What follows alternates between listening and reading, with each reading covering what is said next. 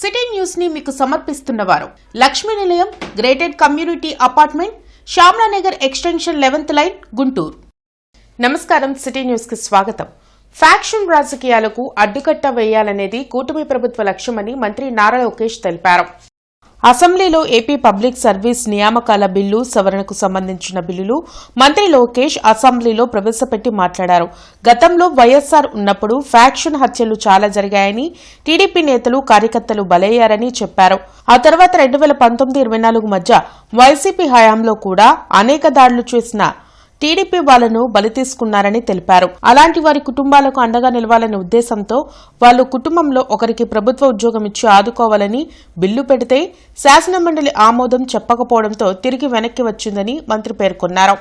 ఆనాటి ముఖ్యమంత్రి రాజశేఖర రెడ్డి గారు ఆయన అధికారంలోకి వచ్చిన మొదటి 2 సంవత్సరాల్లో సుమారుగా 164 మంది తెలుగుదేశం పార్టీ కార్యకర్తల్ని అతి దారుణంగా కిరాతకంగా చంపేస్తాం జరిగింది అధ్యక్ష. ఇది ప్రత్యేకంగా ఆనాడు ఉమ్మడి అనంతపూర్ జిల్లాలో జరిగింది అధ్యక్ష. ఇక్కడ పెద్దలు చాలామంది సీనియర్ శాసనసభ్యులు కూడా ఉన్నారు.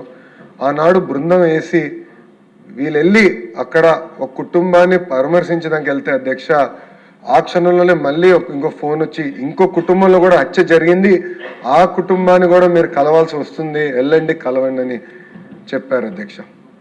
అలా ఎన్నో హత్యలు జరిగినాయి. ఆనాడు చంద్రబాబు నాయుడు గారు ఫ్యాక్షన్ కుటుంబంలో అంటే ఒక హత్య జరిగింది ఫ్యాక్షన్ వల్ల, ఆ పిల్లలు తిరిగి ఫ్యాక్షన్లోకి వెళ్ళకూడని హైదరాబాద్లో ఎన్టీఆర్ మోడల్ స్కూల్ అనేది ఏర్పాటు చేశారు అధ్యక్ష. ఆ పిల్లల్ని సొంత పిల్లల్ని చదివించే విధంగా, అంటే నాకు కూడా అంత సమయం ఆయన ఎప్పుడు కేటాయించలేదు, కానీ ఫ్యాక్షన్ దాడిలో చనిపోయిన ఎవరైతే ఉన్నారో వాళ్ళ పిల్లల్ని చదివించడానికి గౌరవ ముఖ్యమంత్రి గారు పర్సనల్ తీసుకుని ఆల్మోస్ట్ నెలకు ఒకసారి వెళ్ళి ఆ పిల్లలతో మాట్లాడి కౌన్సిలింగ్ చేసి మీరు ఫ్యాక్షన్లోకి వెళ్ళొద్దు అని చెప్తాం జరిగింది అధ్యక్ష. భారతదేశ చరిత్రలో ఏ రాజకీయ పార్టీ ఇది చేయలేదు అధ్యక్ష. కేవలం ఒక తెలుగుదేశం పార్టీ ఒక బాధ్యతగా అది ముందలు తీసుకెళ్ళింది. ఇంటర్నెట్ చరిత్రలో సంచలనం సిటీ బ్రాడ్బ్యాండ్. ఇప్పుడు ఇంటింటికి ఇంటర్నెట్, సిటీ నుంచి గ్రామం వరకు అదే స్పీడ్. మీరు ఈ రోజే సిటీ బ్రాడ్బ్యాండ్ కుటుంబంలో చేరండి. జనసేన పార్టీ క్రియాశీలక సభ్యత్వ నమోదు కార్యక్రమం మిర్చియాడ్ వద్ద జరిగింది. జనసేన పార్టీ సభ్యత్వ నమోదు కార్యక్రమంలో మాజీ ఎమ్మెల్యే కిలారి రోసియా, మిర్చియాడ్ వైస్ చైర్మన్ బిట్రకుండ మల్లిక, నాయబ్ కమల్ పాల్గొన్నారు. ఈ సందర్భంగా వారు మాట్లాడుతూ ఫిబ్రవరి 26వ తేదీ నుంచి మార్చి 10వ తేదీ వరకు జనసేన పార్టీ చేపట్టిన సభ్యత్వ నమోదు కార్యక్రమానికి ప్రజల నుంచి విశేష స్పందన వస్తుందని తెలిపారు. ఇప్పటి వరకు సుమారు 3.5 లక్షల మంది సభ్యత్వం తీసుకున్నారని అన్నారు. రానున్న రోజుల్లో 25 లక్షల సభ్యత్వాలు నమోదు అవుతాయని ఆశాభావం వ్యక్తం చేశారు. ఈ కార్యక్రమంలో జిల్లా ప్రధాన కార్యదర్శి నారదాసు ప్రసాద్, జడా సురేష్, దిరిసాల శ్రీనివాసరావు, సయ్యద్ షర్ఫుద్దీన్ తదితరులు పాల్గొన్నారు. పవన్ కళ్యాణ్ గారి యొక్క నాయకత్వాన ఈ రాష్ట్రంలో మరి ఉప ముఖ్యమంత్రిగా ఆయన ఏ విధంగా సేవలు అందిస్తూ ఉన్నారో మనందరూ చూసాం. ఆయనకున్న శాఖల్లోనే మరి పర్యావరణ శాఖ కానివ్వండి, ఏదైతే అరకు వ్యాలీలో మరి ఎప్పుడో ఎన్నో దశాబ్దాల కింద నుంచి కూడా కనీసం మౌలిక సదుపాయాలు లేని ప్రాంతం అది అరకులోయ ఎస్టీ ఏరియాలో. మరి ఈరోజు పెద్ద ఎత్తున అక్కడ రోడ్లు నిర్మించడం, అదేవిధంగా చాలా ఏరియాల్లో మరి ఆయన సొంత నిధుల నుంచి కూడా చేయటం జరుగుతూ ఉంది. మరి నిన్నగాక మొన్న నంద్యాల పార్లమెంట్ నియోజకవర్గంలో పాణ్యం దగ్గర మరి కొనిదల గ్రామంలో 50 లక్షలు పెట్టి మరి ఓవర్ హెడ్ ట్యాంక్ కూడా నిర్మించడం జరిగింది. ఇలాంటి ఎన్నో కార్యక్రమం పంచాయతీ వ్యవస్థలో ఎన్నో మార్పులు తీసుకొచ్చి గ్రామ స్థాయిలో మరి గ్రామాల అభివృద్ధి సాధించాలనే దిశగా పవన్ కళ్యాణ్ గారు నడుస్తూ ఉన్నారు. ఇవాళ రాష్ట్ర వ్యాప్తంగా అత్యధికంగా మరి మెచ్చుకునే నాయకులు పవన్ కళ్యాణ్ గారు ఒకళ్ళు. అందుకనే ఇవన్నీ కూడా మరి ఇవాళ ఈ సభత్వానికి పెద్ద ఎత్తున ఊతం ఇస్తూ ఉన్నాయి. పవన్ కళ్యాణ్ గారు రాబోయే రోజుల్లో ఈ రాష్ట్రంలో తనకంటూ ఒక ప్రత్యేకత మరి ప్రదర్శన కనిపిస్తూ ఉన్నారు. రానున్న రోజుల్లో మరింతగా జనసేన బలోపేతం చేయడానికి ఈ యొక్క క్రియాశీలక సభత్వం మరి చాలా ఉపయోగపడతా ఉందని చెప్పి తెలియజేస్తాం. ప్రకృతి పరిరక్షణపై పరోక్ష సందేశం ఇచ్చే ఛాయాచిత్రాల ప్రదర్శన ఎస్హెచ్ఓలో జరిగింది.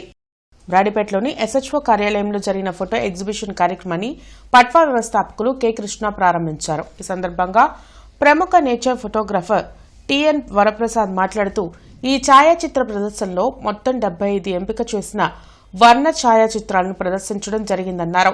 ప్రకృతి ఛాయాచిత్రాల ప్రదర్శనలు పరోక్షంగా పర్యావరణ పరిరక్షణపై ఎంతో సందేశాన్ని ఇస్తాయని అన్నారు. ప్రజలు అధిక సంఖ్యలో ఈ చిత్ర ప్రదర్శన సందర్శించాలని ఆయన విజ్ఞప్తి చేశారు. ఈ కార్యక్రమంలో పట్వా కార్యదర్శి ఎం రవికుమార్, సంకా శ్రీనివాసరావు, మేడూరి రాజేంద్ర ప్రసాద్, పి నిర్మలారాణి తదితరులు పాల్గొన్నారు. దాదాపు 200కి పైచిలుకు ఎగ్జిబిషన్స్ చేశాను, సోలో ఎగ్జిబిషన్స్.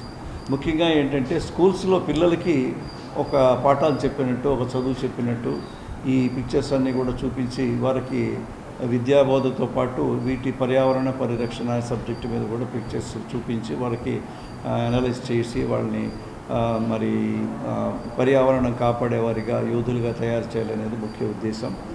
మరి ఈ సందర్భంగా ఇప్పటికీ చాలా స్కూల్స్ చేశారని చెప్పాను కదా. అలాగే ఏంటంటే దీంట్లో పిల్లలు వాళ్ళు చూపించినటువంటి ఉత్సాహం అనేది అది అపరిమితమైంది. మరి ఇంత ఉత్సాహమైనటువంటి పిల్లల్ని మనం ఇంకా విద్యావంతుల్ని చేయాలి, వాళ్ళు ఇంకా దీని వైపు ముగించాలి. ఎవరి అంటే కళలు అనేది ఒకరికి సొంతం కాదు, ఫోటోగ్రఫీయే కాదు, ఇటు డాన్స్ కానివ్వండి, మ్యూజిక్ కానివ్వండి, లేకపోతే పెయింటింగ్, ఆర్ట్స్, ఏదైనా సరే పిల్లలు ఏదైతే వాళ్ళకి ఇంట్రెస్ట్ ఉందో వాళ్ళకి ఆ రంగంలో వాళ్ళని డెవలప్ చేయాలి, వాళ్ళని పెంచాలి, వాళ్ళని అభివృద్ధి చేయాలనేది ఉద్దేశం ఇదంతా. మరి 10 మందికి మంచి చేయాలనేటువంటి ఒక ఉద్దేశంతో చేయడం జరిగింది. ఎన్టీఆర్ బస్టాండ్లోని ఉద్యోగుల రిలే నిరాహార దీక్షలు 16వ రోజుకు చేరుకున్నాయి. విద్యుత్ బస్సుల నిర్వహణ పేరుతో గుంటూరు టు డిపో గ్యారేజ్ స్థలం ప్రైవేట్ సంస్థకు ఇవ్వడాన్ని ఉద్యోగులు, సిబ్బంది ఖండించారు. సిబ్బంది బస్సుల తరలింపు వెంటనే ఆపాలని డిమాండ్ చేశారు. అరండల్పేటలోని శ్రీ అష్టలక్ష్మి సమేత శ్రీ లక్ష్మీనారాయణ స్వామివారి దేవస్థానంలో 31వ వార్షిక బ్రహ్మోత్సవాలు మార్చి 5వ తేదీ వరకు జరుగుతున్నాయి. వార్షిక బ్రహ్మోత్సవాల్లో భాగంగా శ్రీ వల్లి దేవసేన సమేత సుబ్రహ్మణ్యేశ్వర స్వామివారి కళ్యాణం అత్యంత వైభవంగా నిర్వహించామని అర్చకులు ప్రసాద్ వెల్లడించారు. గురువారం శ్రీ లక్ష్మీనారాయణ స్వామివారి కళ్యాణం, పూర్ణాహుతి కార్యక్రమంతో బ్రహ్మోత్సవాలు ముగుస్తాయని తెలిపారు. ప్రతి ఒక్కరూ దేవాలయానికి వచ్చి ఈ బ్రహ్మోత్సవాన్ని జయప్రదం చేసి స్వామివారి అనుగ్రహం పొందాలని కోరారు.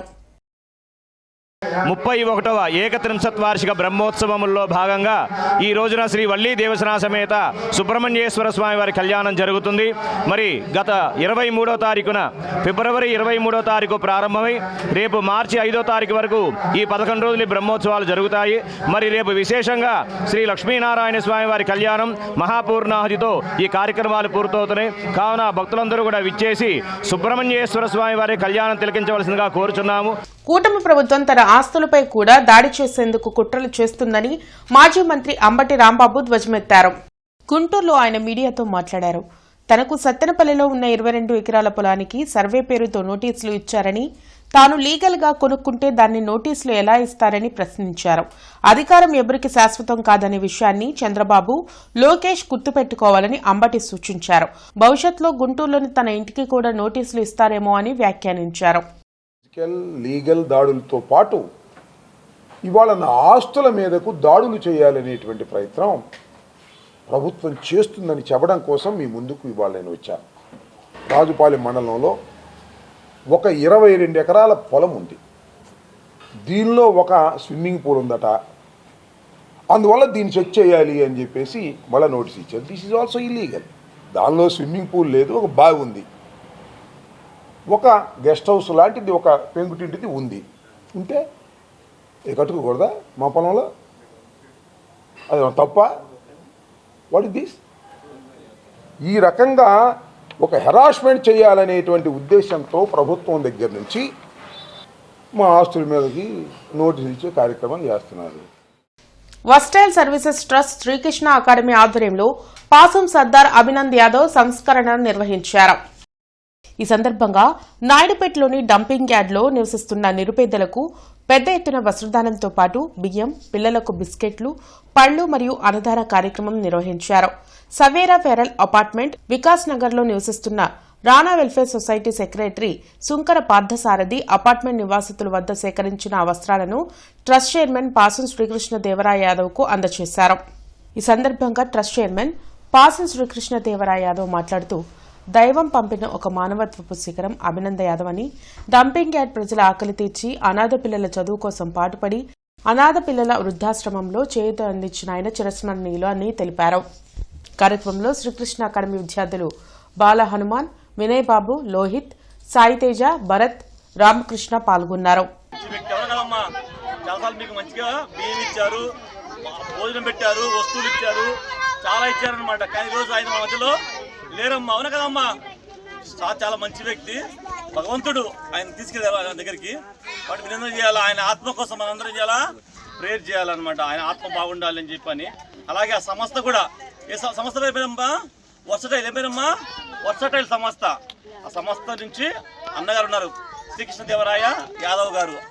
కృష్ణదేవరాయ అన్న చాలా మంచి వ్యక్తి అనమాట. అన్న కూడా అన్నకి ఏంటంటే మా తమ్ముడి యొక్క జ్ఞాపకార్థము ఇక డంపింగ్ యార్డ్లో ప్లస్ మన ఆశ్రమంలో ఆ పిల్లలకి మంచి మంచి బిర్యానీ వస్తుంది. బిర్యానీ మీకోసం మంచి దమ్ బిర్యానీ, ఆ బియ్యము, అలాగే బట్టలు మీకు కొన్ని వస్తువులు మీకు తెచ్చారనమాట. సరేనమ్మా, చక్కగా అందరూ కూడా మీరు మంచిగా వాడుకోండి, చక్కగా మంచిగా ఉండండి. సరేనమ్మా, అందరూ బాగున్నారు.